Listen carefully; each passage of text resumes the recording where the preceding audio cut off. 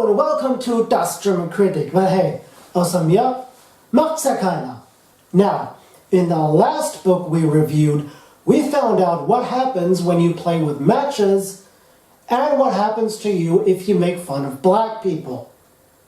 However, this book is somewhat different. Struwwelpeter was admonishing, graphic and unapologetic in its depiction of misdemeanors and punishments, yes, but still admonishing and chaste even. The subject of this review, however, is completely different. It revels in the violence and the agony and the pain and all around human suffering that it likes to depict and describe. And, in some way, it made our Big 25 even possible. Written and illustrated in 1865 by Wilhelm Busch, und Moritz is considered to be the origin of every modern comic. Now, of course, comic-like depictions have existed well before the 19th century. Take this scene from a Mayan vessel. Notice the line from the old teacher to the set of numbers and vice versa. Or this other Mayan vase depicting an episode of the rabbit scribe tale where said scribe steals god El's possession and the aforementioned god goes to the sun god to complain about it. Yet, with respect to the modern comic, the modern Western comic, und Moritz really was the first. And we're going to find out why.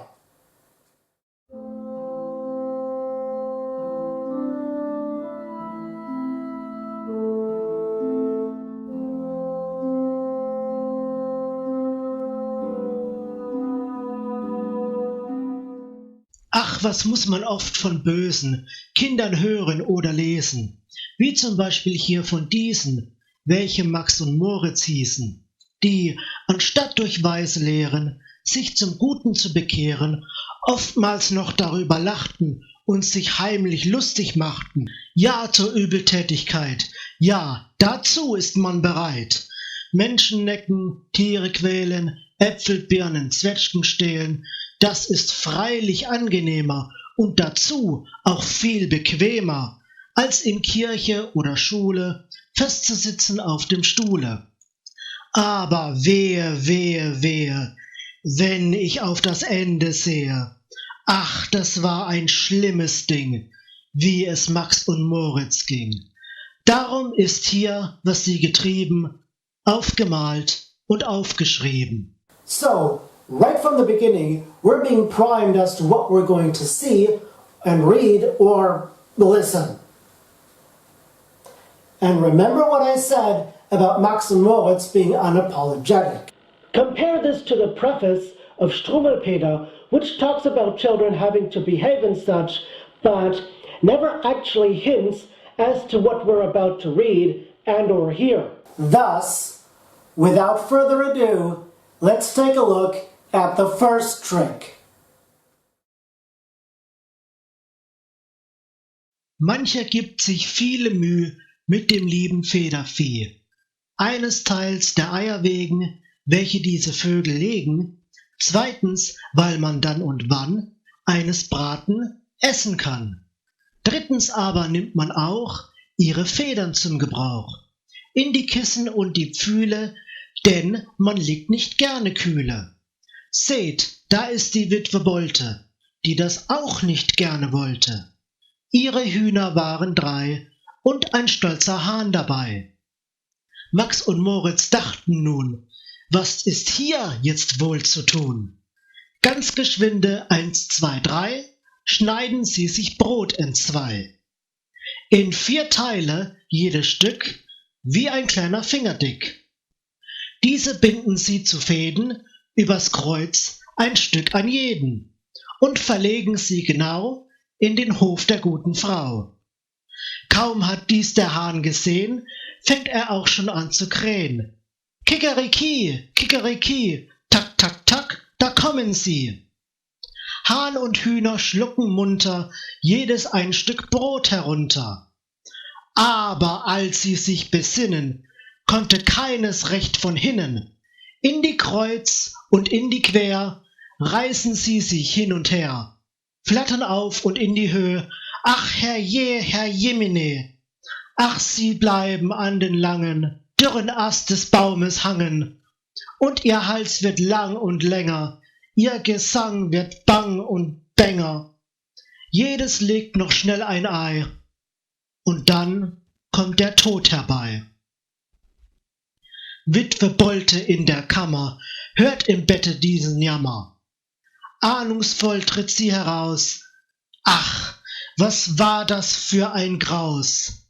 Fließet aus dem Aug ihr Tränen, all mein Hoffen, all mein Sehnen, meines Lebens schönster Traum, hängt an diesem Apfelbaum. Tief betrübt und sorgenschwer, kriegt sie jetzt das Messer her, nimmt die Toten von den Strängen, da sie so nicht länger hängen.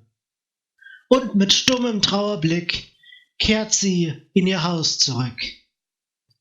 Dieses war der erste Streich, doch der zweite folgt sogleich. Now, as much as I, like any other, enjoys Busch's illustrations and wording, you have to give credit to where credit is due, and in this case, the credit doesn't go to Busch, but to no one really. Let me explain. Busch's imagery of trapped poultry is actually taken from a set of stories centered around one Till Eulenspiegel, a 16th century jester, the author of whom is unknown. Nevertheless, the story continues with the second trick. Als die gute Witwe Bolte sich von ihrem Schmerz erholte, dachte sie so hin und her, dass es wohl das Beste wär, die verstorbenen Dechiniden, schon so frühe abgeschieden, ganz im Stillen und mit Ehren, gut gebraten zu verzehren. Freilich war die Trauer groß, als sie nun so nackt und bloß, abgerupft am Herde lagen, sie, die einst in schönen Tagen, bald im Hofe, bald im Garten, lebensfroh im Sande scharten.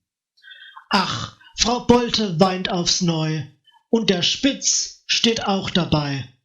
Max und Moritz rochen dieses, schnell aufs Dach gekrochen, hieß es. Durch den Schornstein mit Vergnügen sehen sie die Hühner liegen, die schon ohne Kopf und Gurgeln lieblich in der Pfanne schmurgeln.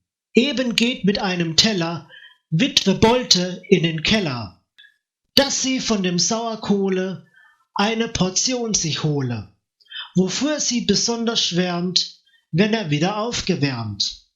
Unterdessen auf dem Dache ist man tätig bei der Sache. Max hat schon mit Vorbedacht eine Angel mitgebracht. Schwuppdiwupp, da wird nach oben schon ein Huhn heraufgehoben. Schwuppdiwupp, jetzt Nummer 2, schwuppdiwupp, jetzt Nummer 3. Und jetzt kommt noch Nummer 4, schwuppdiwupp, dich haben wir. Zwar der Spitz sah es genau, und er bellt, Rawau, Rawau. Aber schon sie sind ganz munter, fort und von dem Dach herunter. Na, das wird ein Spektakel geben, denn Frau Bolte kommt soeben. Angewurzelt stand sie da, als sie nach der Pfanne sah. Alle Hühner waren fort. Spitz! Das war ihr erstes Wort. Oh, du Spitz, du Ungetüm, aber wart, ich komme eben. Mit dem Löffel groß und schwer geht es über Spitzen her. Laut ertönt sein Wehgeschrei, denn er fühlt sich schuldenfrei. Max und Moritz im Verstecke schnarchen aber in der Hecke. Und vom ganzen Hühnerschmaus guckt nur noch ein Bein heraus. Dieses war der zweite Streich, doch der dritte folgt sogleich. So, after torturing the fuck out of a bunch of you chickens and getting an innocent to get a beating that they actually deserve, What are our true leads up to next? Well, let's see.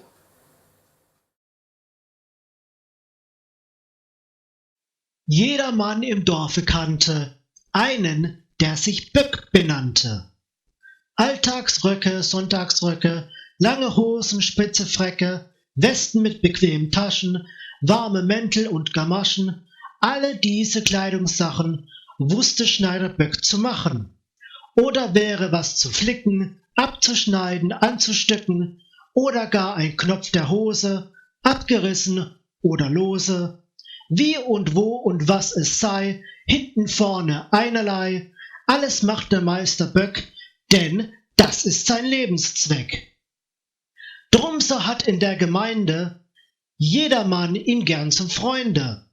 Aber Max und Moritz dachten, wie sie ihn verdrießlich machten. Nämlich vor des Meisters Hause floss ein Wasser mit Gebrause. Übers Wasser führt ein Steg und darüber geht der Weg. Max und Moritz gar nicht träge, sägen heimlich mit der Säge, Ritze, Ratze voller Tücke, in die Brücke eine Lücke. Als nun diese Tat vorbei, hört man plötzlich ein Geschrei. He, heraus, du Ziegenböck! Schneider, Schneider, Meck, Meck, Meck! Alles konnte Böck ertragen, ohne nur ein Wort zu sagen. Aber wenn er dies erfuhr, ging's ihm wider die Natur. Schnelle springt er mit der Elle über seines Hauses Schwelle, denn schon wieder ihm zum Schreck tönt ein lautes Meck, Meck, Meck. Und schon ist er auf der Brücke. Kracks! Die Brücke bricht in Stücke. Wieder tönt es Meck, Meck, Meck. Plumps, da ist der Schneider weg. One of the many strengths of Busch's writing is a technique called this here, called Lautmalerei in German.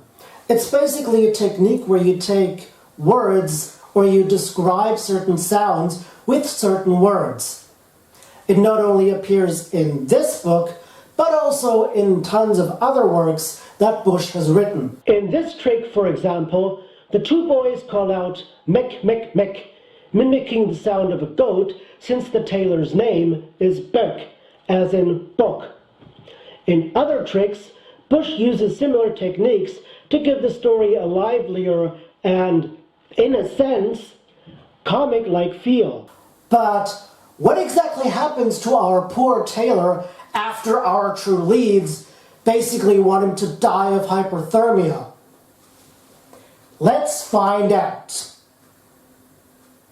Grad als dieses vorgekommen, kommt ein Gänsepaar geschwommen, welches Böck in Todeshast krampfhaft bei den Beinen fasst.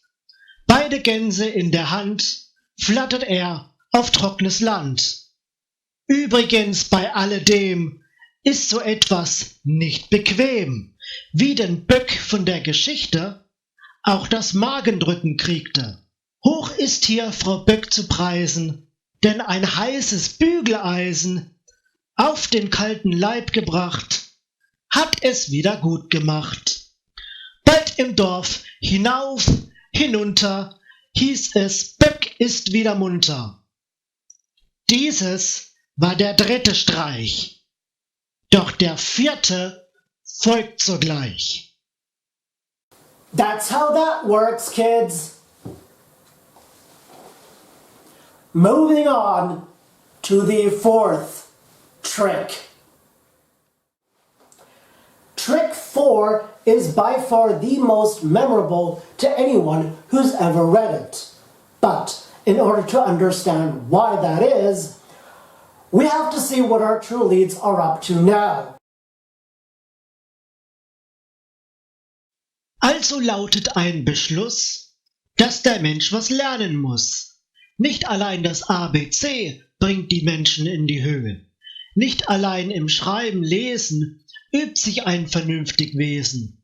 Nicht allein in Rechnungssachen soll der Mensch sich Mühe machen, sondern auch der Weisheit lehren muss man mit Vergnügen hören. Dass dies mit Verstand geschah, war Herr Lehrer Lempel da. Max und Moritz, diese beiden, mochten ihn darum nicht leiden, denn wer böse Streiche macht, gibt nicht auf den Lehrer Acht. Nun war dieser brave Lehrer von dem Tobak ein Verehrer, was man ohne alle Frage nach des Tages Müh und Plage einem guten alten Mann auch von Herzen gönnen kann. Max und Moritz unverdrossen sinnen aber schon auf Possen, ob vermittelst seiner Pfeifen dieser Mann nicht anzugreifen, einstens als er sonntags wieder und Herr Lempel brav und bieder in der Kirche mit Gefühle saß vor seinem Orgelspiele, schlichen sich die bösen Buben in sein Haus und seine Stuben, wo die Meerschaumpfeife stand. Max hält sie in einer Hand, aber Moritz aus der Tasche zieht die Flintenpulverflasche und geschwinde Stopf, Stopf, Stopf, Pulver in den Pfeifenkopf. Jetzt nur still und schnell nach Haus, denn schon ist die Kirche aus. Eben schließt in sanfter Ruhe Lempel seine Kirche zu und mit Buch- und Notenheften nach besorgten Amtsgeschäften lenkt er freudig seine Schritte zu der heimatlichen Hütte. Und voll Dankbarkeit sodann zündet er sein Pfeifchen an. Ah, spricht er, die größte Freud ist doch die Zufriedenheit. Rums, da geht die Pfeife los, mit Getöse schrecklich groß. Kaffeetopf und Wasserglas, Tobakdose, Tintenfass, Ofen, Tisch und Sorgensitz, alles fliegt im Pulverblitz. And this, ladies and gentlemen, is the reason why this book, and specifically this image, are so memorable.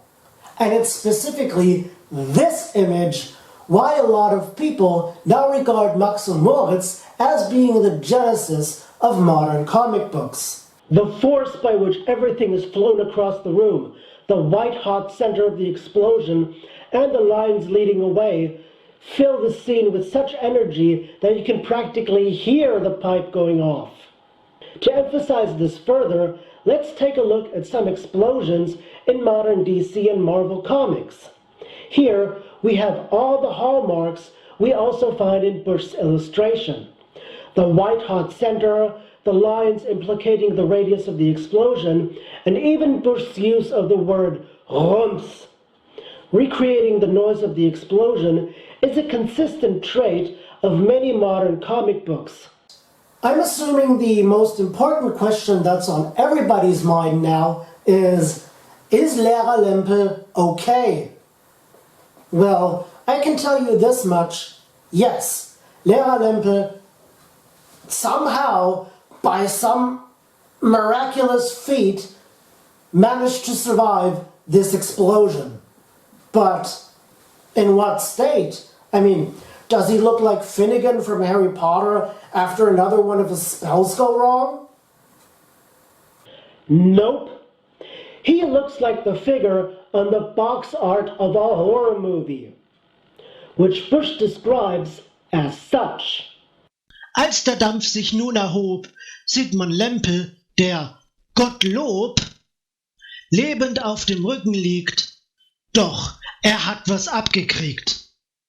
Nase, Hand, Gesicht und Ohren sind so schwarz als wie die Mohren, und des Haares letzter Schopf ist verbrannt bis auf den Kopf.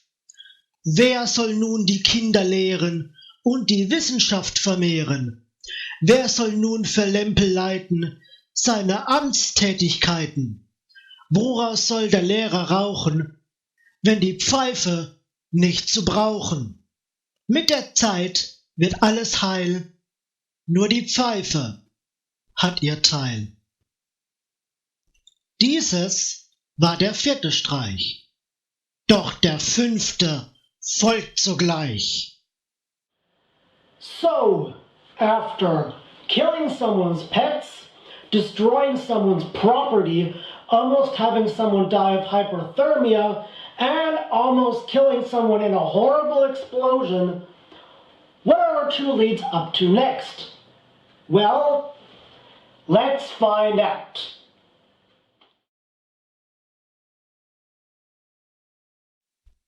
Wer im Dorfe oder Stadt einen Onkel wohnen hat, der sei höflich und bescheiden, denn das mag der Onkel leiden. Morgens sagt man, guten Morgen, haben Sie was zu besorgen? Bringt ihm, was er haben muss, Zeitung, Pfeife, Fidibus. Oder sollt es wo im Rücken, drücken, beißen oder zwicken, gleich ist man mit Freudigkeit, dienstbeflissen und bereit. Oder sei's nach einer Prise, dass der Onkel heftig niese, ruft man Prosit, also gleich. Danke, wohl bekomm es euch. Oder kommt er spät nach Haus, zieht man ihm die Stiefel aus, holt Pantoffel, Schlafrock, Mütze, dass er nicht im Kalten sitze. Kurz, man ist darauf bedacht, was dem Onkel Freude macht. Max und Moritz ihrerseits fanden darin keinen Reiz. Denkt euch nur, welch schlechten Witz machten sie mit Onkel Fritz. Jeder weiß, was so ein Mai Käfer für ein Vogel sei. In den Bäumen hin und her fliegt und kriecht und krabbelt er. Max und Moritz immer munter schütteln sie vom Baum herunter. In die Tüte von Papiere sperren sie die Krabbeltiere. Fort damit und in die Ecke, unter Onkel Fritzens Decke. Bald zu Bett geht Onkel Fritze in der spitzen Zipfelmütze. Seine Augen macht er zu, hüllt sich ein und schläft in Ruhe. Doch die Käfer Kitze, Katze kommen schnell aus der Matratze. Schon fasst einer der voran Onkel Fritzens Nase an. Bah! Schreit er, was ist das hier? Und erfasst das Ungetier. Und den Onkel voller Grausen sieht man aus dem Bette sausen. Autsch! Schon wieder hat er einen im Genicke an den Beinen. Hin und her und rundherum kriecht es, fliegt es mit Gebrumm. Onkel Fritz in dieser Not haut und trampelt alles tot. Guckst du wohl, jetzt ist's vorbei mit der Käferkrabbelei. Onkel Fritz hat wieder Ruhe und macht seine Augen zu. Dieses war der 5. Streich. Doch der 6. folgt sogleich.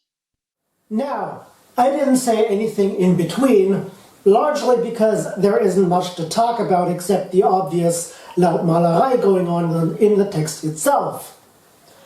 But I reckon that some of you film connoisseurs out there will probably have pointed at the screen in an odd feeling of déjà vu. And you would be right. Not only did Max and Moritz inspire and give birth to modern comic books, but Trick 5 was undoubtedly the inspiration for Georges Méliès's Une nuit terrible, a terrible night. So, after causing the poor uncle to literally get attacked by bedbugs, what are our two leads up to next? Let's find out. Now, with the last two tricks before us, it's important to point out that tricks 6 and 7 essentially have the same makeup as tricks 1 and 2. Well, both 1 and 2 take place at the same scene, this being Witwe Bolte's house. In a similar fashion, both 6 and 7 are technically one trick split in two, with the farmer being the transition, if that makes any sense. As such, I'll be reading both trick 6 and trick 7, which is actually called the last trick, one after the other, and then give my commentary after reading.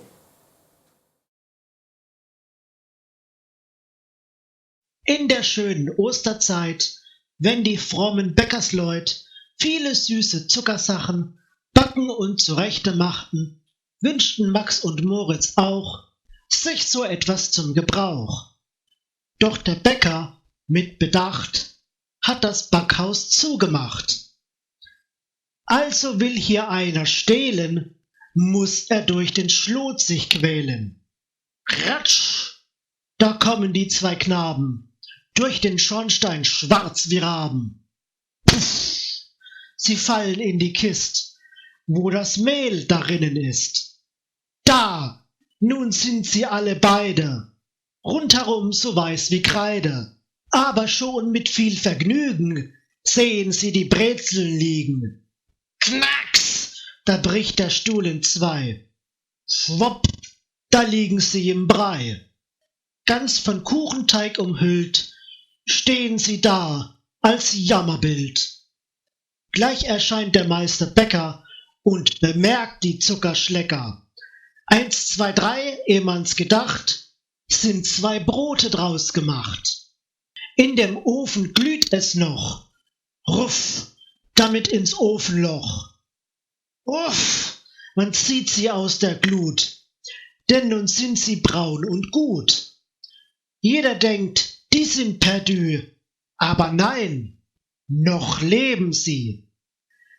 Knusper, knasper wie 2 Mäuse, fressen sie durch das Gehäuse. Und der Meister Bäcker schrie, ach herrje, da laufen sie! Dieses war der 6. Streich, doch der letzte folgt sogleich. Max und Moritz, wehe euch, jetzt kommt euer letzter Streich. Wozu müssen auch die beiden Löcher in die Säcke schneiden? Seht, da trägt der Bauer Mecke einen seiner Maltersäcke. Aber kaum, dass er von hinnen, fängt das Korn schon an zu rinnen. Und verwundert steht und spricht er, Zapperment, das Ding wird lichter. Hei, da sieht er voller Freude Max und Moritz im Getreide. Raps, in seinen großen Sack schaufelt er das Lumpenpack. Max und Moritz wird es schwüle, denn nun geht es nach der Mühle. Meister Müller, he, heran, mal er das, so schnell er kann. Her damit und in den Trichter schüttelt er die Bösewichter. Ricke, racke, geht die Mühle mit Geknacke. Hier kann man sie noch erblicken, fein geschroten und in Stücken. Doch sogleich verzehret sie Meister Müllers Federvieh. Okay, first things first. Is that Shrek? Holy shit, it is! With this being the last trick, I think it's fair to talk about the characters in this entire book. What you'll probably have noticed is that all of them have professions that, yes, you would find in a small German town around, let's say, 1800 till about industrialization kicks in. This, of course, stems from the author himself. Busch spent the majority of his childhood in a town called Ebergötzen, together with his childhood friend Erich Bachmann, who was the son of the local miller. And, of course, Ebergötzen had the typical professions you would find in a village or small town at the time. The tailor, the preacher/teacher, the miller, the baker, and of course the large portion of people working the land. And, incidentally, Busch's friendship with Bachmann is most likely what gave Busch the impetus to write Max und Moritz. But what about all the people that were wronged in this book? What's their reaction to this? Is it something along the lines of, well, you know, they were essentially 2 evil bastards, but nobody deserves to have, to go out like this? Nope. Their reaction is quite the contrary. Als man dies im Dorf erfuhr, war von Trauer keine Spur. Witwe Bolte, mild und weich, sprach, sieh da, ich dacht es gleich. Ja, ja, ja, rief Meister Böck, Bosheit ist kein Lebenszweck. Drauf so sprach Herr Lehrer Lempel, dies ist wieder ein Exempel. Freilich, meint der Zuckerbäcker, warum ist der Mensch so lecker? Selbst der gute Onkel Fritze sprach, das kommt von dumme Witze. Doch der brave Bauersmann dachte, wat geit neckt dat an? Kurz, im ganzen Ort herum ging ein freudiges Gebrumm. Gott sei Dank, nun ist's vorbei mit der Übeltäterei. Yup, pretty much everyone's reaction to this is good and riddance. And speaking of good and riddance, with this we finally concluded this review of Max und Moritz. But before we go, we're going to take a look at what happened after Busch published his work. After publication, Max und Moritz became a household success, especially with the tons of German immigrants in the US. Then, around 1900, the so-called quote-unquote newspaper war began.